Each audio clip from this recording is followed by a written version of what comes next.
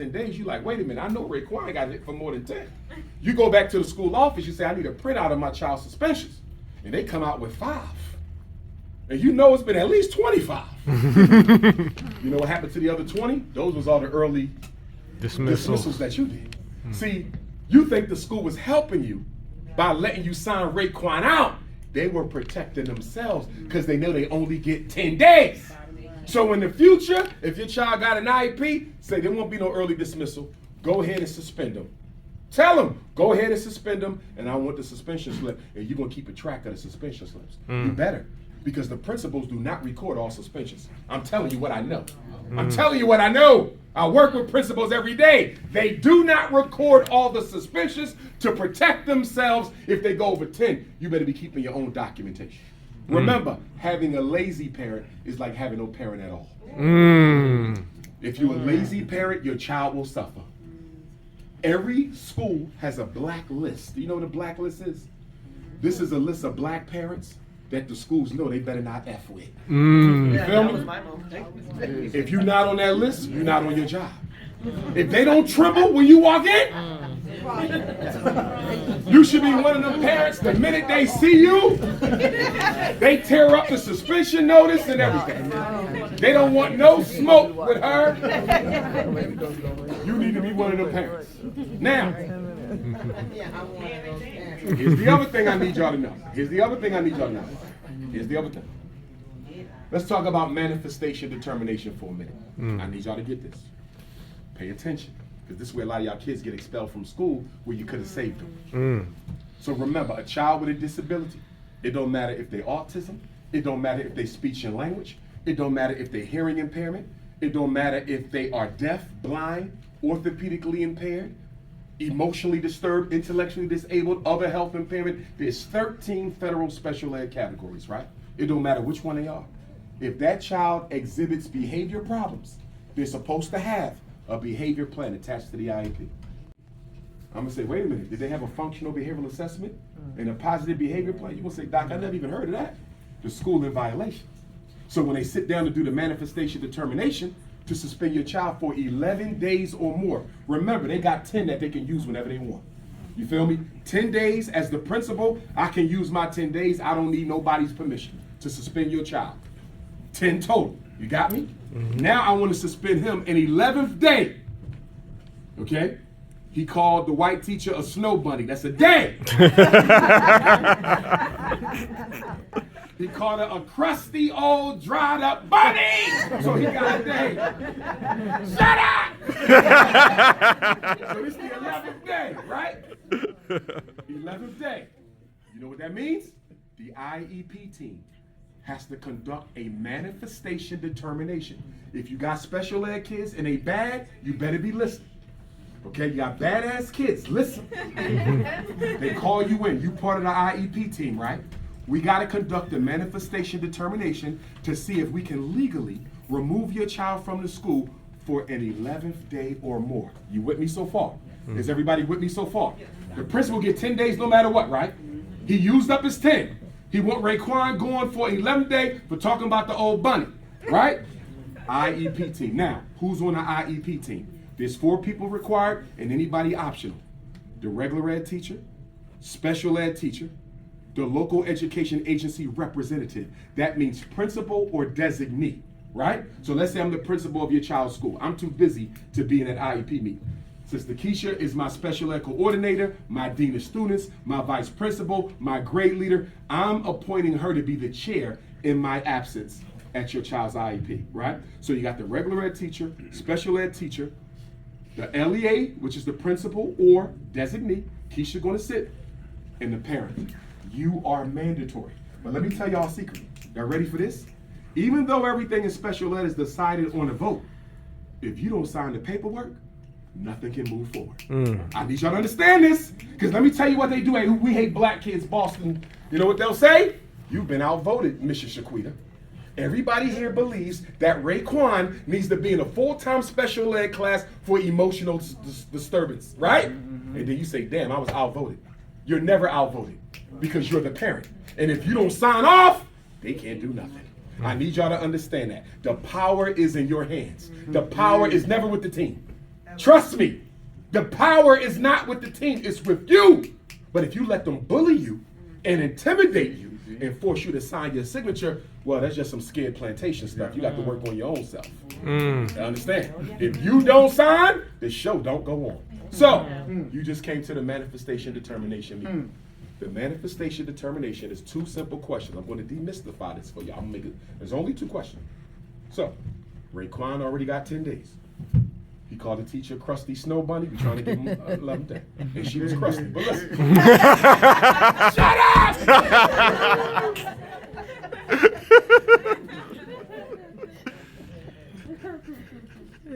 2 questions. Number 1. Was Raekwon's behavior in any way related to his disability? That's question number 1. Now, if Raekwon had a speech and language disability, was that in any way related to calling the teacher Snow Bunny? Probably not. But let's say the teacher was teasing him about his stuttering. Are y'all with me? Yep. Miss Snow Bunny was picking on him and cracking jokes about why he can't speak as clearly as the other children. This upset Raekwon. And that's what led to the Snow Bunny comments. You see? It's a trigger. Now, you triggered. The behavior was related to his disability because she triggered it. Y'all see that? Okay? But in most cases, a speech and language kid, they're not going to get away with that unless it was triggered, right? But let me tell you who will always get away with this. Conduct disorder. They beat people up for a living. So if that child got into a fight, right? We want to suspend him for 5 more days. He already got 10. My son got conduct disorder. The definition of conduct disorder is kicking people's ass. So guess what? Shut up!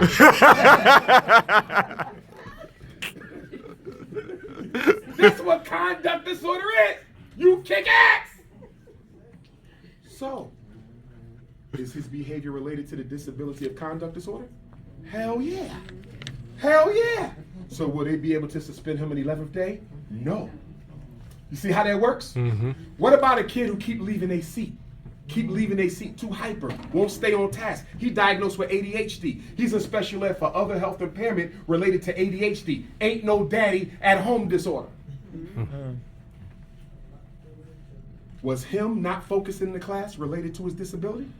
Hell yeah. He got ADHD, so he's not getting suspended. If your child, what about emotional disturbance?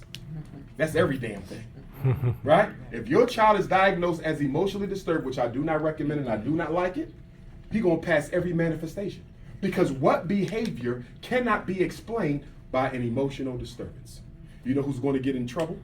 Learning disabled, reading disabled, math disabled. They're not really going to be able to explain their disability, their behavior based on their disability.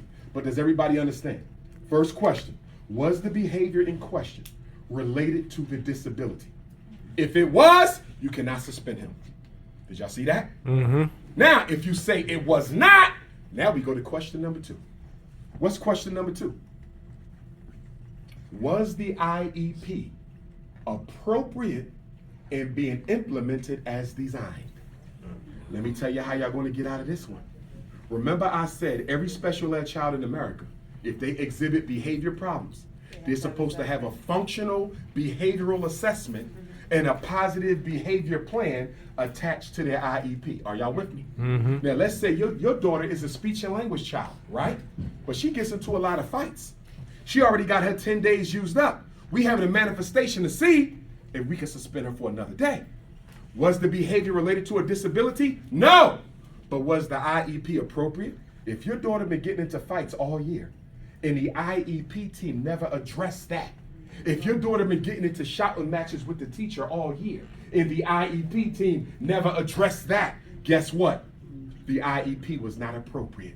Did y'all hear what I just said? If your child has behavior problems and the IEP team never addressed it, the IEP is not appropriate and your child cannot be removed from the school. Y'all better remember that. Y'all better remember that. Now, if your child is in regular ed, they could be suspended 10 days every incident. You see the big difference? Regular ed, 10 days per incident. Now, most school districts don't let you suspend a kid for 10 days. They normally give you 3s or 5s. But the federal government says if they want to, they can give you 10. But if they're in special ed, they can only get 10 for the whole year. This takes me to another point. Some of y'all in here might want to take your kid out of special ed. You might say, Dr. Umar, my child don't need that. He was put in for behavior. He is smart as the other kids. I want him back in the regular class. All you got to do is call an IEP meeting, request a special ed service agreement, then sign your child out of special ed. Case is closed. Now, if we hate black people, charter school or public school, don't agree with your decision to exit your child from special ed, they can take you to due process with Massachusetts State Department of Education. And they can say that Miss Rashida wants Raekwon out of the learning support class, and we don't think he can make it in the regular class. They can fight you back. Do most school districts do that? No. If the parents say they want the kid out, they normally exit the kid, but here's what I need y'all to understand. If you exit that badass boy from special ed, and you know he don't know how to act, guess what the snow bunny's gonna do? They waiting on his ass to mess up one time. Are y'all following me? Yep. He ain't got no more special ed, he ain't got no more protections. So the first time he do something, That's it. bust his ass to the juvenile detention center. We're gonna have the cops come lock him up. Y'all see how this works? Or we're gonna bring him up on expulsion. So here's what I'm telling y'all. I don't want our kids in special ed, but if your child do not know how to act, I suggest you leave his ass in there. I'm telling y'all the truth. I'm telling y'all the truth. You better leave him in there until you improve his behavior. Because if he ain't got no damn sense, the minute you exit him from special ed, he's fair game for the Snow Bunny crew. And they want to get his ass.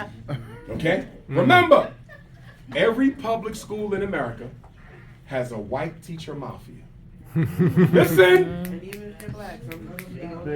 Every school in America, I don't care where you at, charter schools included, they have a white teacher mafia.